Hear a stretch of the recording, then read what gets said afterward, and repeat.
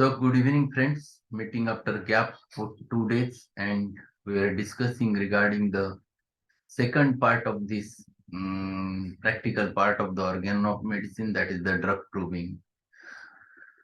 In the introductory lectures, he has given the certain aspects of drug proving, what is drug proving, how it is done in homeopathy as compared to allopathy, how the human proving is important, and what is the importance of that human proving in the um, as compared to the annual proving, how you get the subjective symptoms as well as the objective symptoms, the subjectives which are very essential in order to differentiate one person from the another person, and then certain prerequisites we have discussed.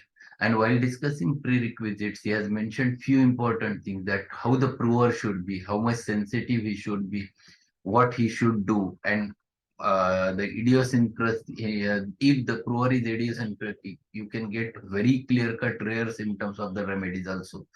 At the same time, how the medicine should be utilized if you are using the vegetable kingdom, the different medicines, how they should be prepared, their juices should be prepared. If they are not part of the that native place, then how you can preserve the properties. All minute details Hahnemann tried to explain over there in those aphorisms.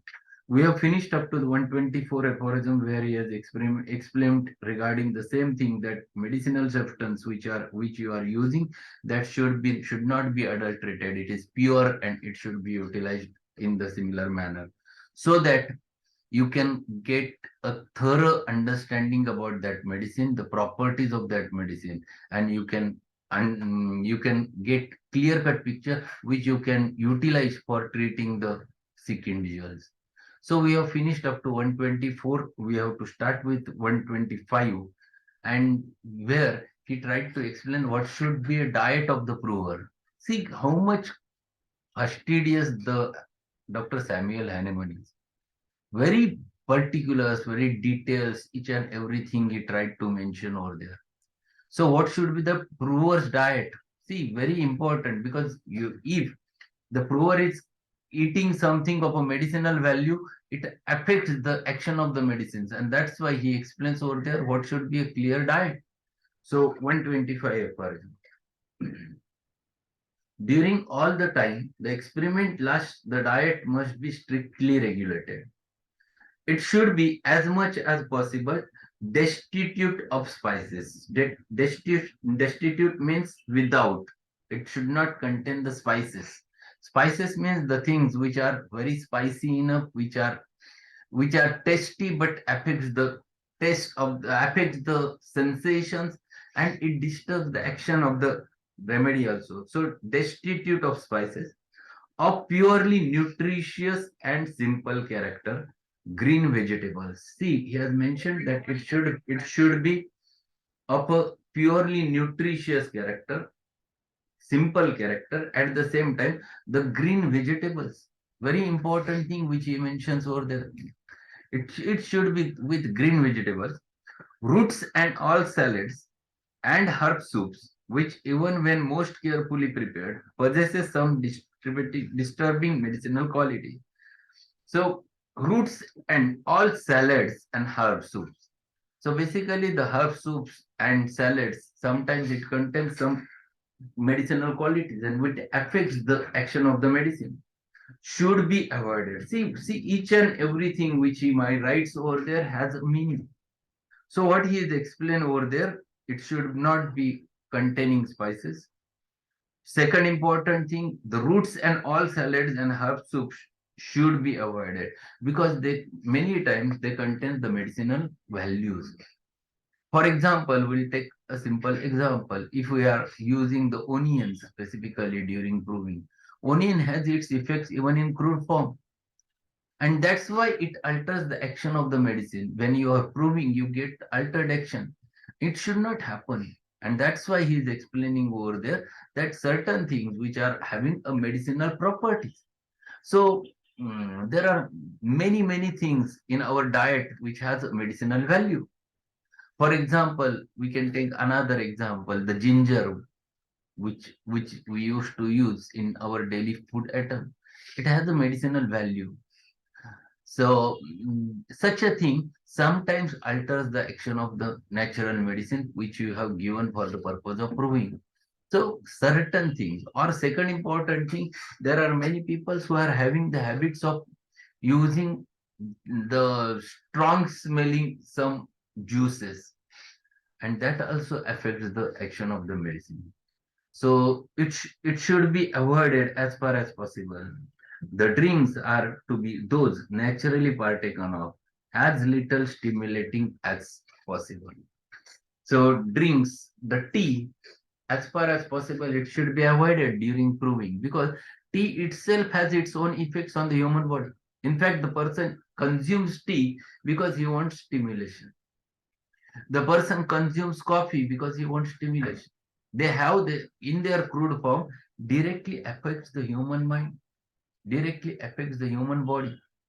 And that's why such a thing, if your patient is consuming, at that time, the medicinal action might get disturbed because of such thing.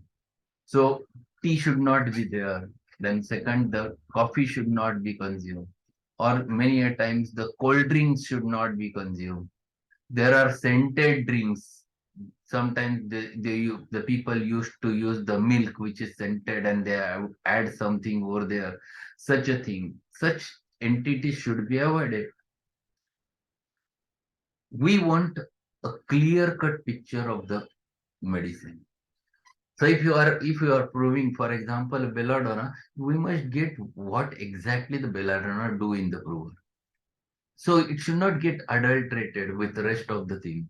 And for that purpose, Hahnemann explains the you have to give value to the diet of the prover. It should be simple as far as possible. The normal diet, the which is the person used to follow regularly, and we should not contain anything which has a little bit medicinal value. So that the actions of the medicines never gets adulterated. There are two footnotes which he has mentioned over there. So examples of that those he mentioned over there. Regarding footnote number 100 related with green vegetables, young green peas, green French beans, boiled potatoes, and in all cases carrots are allowable. What he says, what one should take, peas he should take, French beans he should take, then he should take the boiled potatoes. Yes, good for diet. Then in cases, all cases, carrots are allowable. Yes, carrots, a normal food item which one can consume, and which does not directly alter the action of the medicine. As the least medicinal vegetables, this doesn't have so much of medicinal value. Still, carrots are containing a vitamin A, but that vitamin A of the carrot is useful entity. It is not a thing which used to alter directly. It is a supplement, and that you can consume during the drug proving. So he has mentioned what one should eat and what one should not eat. Both the list which he tries to mention over there. So these are very, very essential. One more aphorism, one more footnote which he has added over there, that is related with the last sentence, that is the drinks are to be those usually partaken of as little stimulating as possible. So 101 footnote. The subject of experiment must either be not in the habit of taking pure wine, brandy, coffee, or tea, or he must have totally abstained for a considerable time previously from the use of these injurious beverages, some of which are stimulating, others are medicinal. So he is explaining over there both the things. Certain beverages or drinks which have medicinal value should be avoided. Second important thing which he tries to explain over there, certain things which are addiction producing things. For example, a wine, then for example, brandy, or any alcoholic beverages which alters the action of the medicine. So it should not be taken during the proving by the prover. Basically, the coffee and tea, which contains the caffeine as well as the tannin, which alters the action of the medicine. So these are the things which one should specifically avoid, and because of which we can get a clear cut picture of the medicine which we use to prove in the patient. So this is regarding the 125 aphorism. Just write over there what should be the diet of the prover, which he have mentioned over there in the aphorism number 125. We'll finish one more and then we'll stop. What he says in 126. The person who is proving the medicine must be preeminently trustworthy. So he added the qualities of a prover over there. And the first important quality, the prover should be trustworthy. Why he should be trustworthy? You should believe on him because whatever he or she will going to tell you, that you will going to write it down. So every sentence explained by that prover or every sentence explained by that person is of a valuable for you for the purpose of further utilization of that. If he is not trustworthy and he is not a person, or he is the person who only for the purpose of getting the money, if he is doing the proving, such a prover never gives you detailed information. And that's why the first important quality which he mentions, that the prover must be preeminently trustworthy. Second important quality which he mentions over there, conscientious. What is conscientious? A strong sense of right or wrong. The person who has a strong sense of right or wrong. In Marathi, we call it Satsat Vivek Buddhi. This is very important. In fact, the person should understand what he is doing. The person should understand the value of drug proving, because ultimately he is the person who will give you the information, and on that information you will going to use that medicine in the patient. So if the prover is conscientious, you can strongly believe in that pure prover, and you can get all the qualities of that medicine which he felt the subjective feeling. And basically, when we do the homeopathic proving, we get the functional symptoms, the subjective symptoms, and all subjective symptoms are very essential in order to differentiate one person from the another person. And for that specific reason, he explains over there the drug prover should be conscientious. And third, and during the whole time of experiment, avoid all over exertion of the mind and body. Third important thing. So whenever he was doing the drug proving, he should not do overwork, the physical as well as mental. Because sometimes physical exertion itself produces certain features. And we can get wrong information about it. Sometimes overexertion of mind also causes some symptoms. Overexertion of mind can cause anxiety. Overexertion of mind can cause the fear. So all those things can be possible, and which can create a problem. And that's why he should, during whole process of drug proving, he should avoid the overexertion of mind and body. The fourth, all sorts of dissipation. Dissipation means wrongdoings, durvartan. आपण मराठीत दुर्वर्तन म्हणतो. The things which are doing wrong in a wrong way.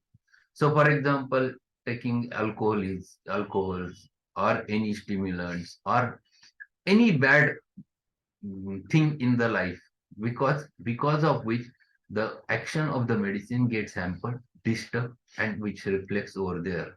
So he should avoid all sorts of dissipation and disturbing passions. Passion is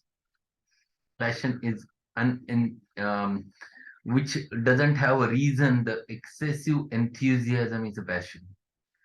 Sometimes excessive enthusiasm sometimes creates a problem. So such types of enthusiasm affects the proving, because you never understand whether it is because of medicine the person is doing or whether it is his own nature is creating that. And for that purpose, he should avoid doing the disturbing passion. There should not be disturbing passion. He should have no urgent business to distract his attention. See, one more important thing. He should not have a very urgent business, because if he is doing the proving and if he is not concentrating on proving, you never get the data which is very much needed for him. Sometimes he miss certain things. Sometimes he miss the time modality. Sometimes he miss the sensations. Sometimes he miss the exact um, subjective symptom. And if it happens, the proving is of no value. And for that purpose, Hahnemann says, if he is the prover, he should be as far as possible full-time prover, so that you can get whatever exactly do what you want. He must devote himself. The word which he has used is very important. Devote.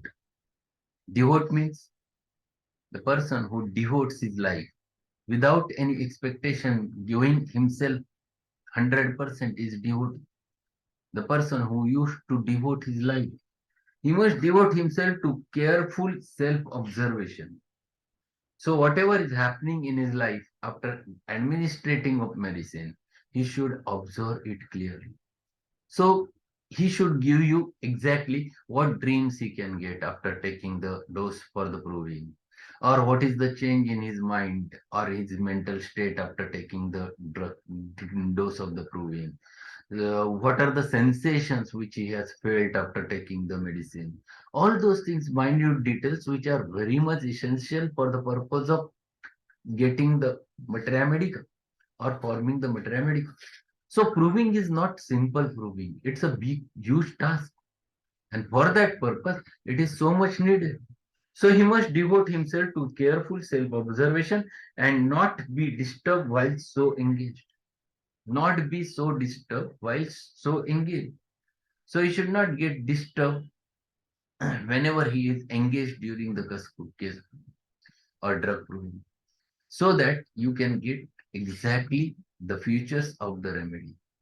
So whatever remedy, whatever the medicine he is consuming for the purpose of specifically drug proving, you must get the clear cut data. And for that purpose, Hahnemann explains all those qualities of the drug prover.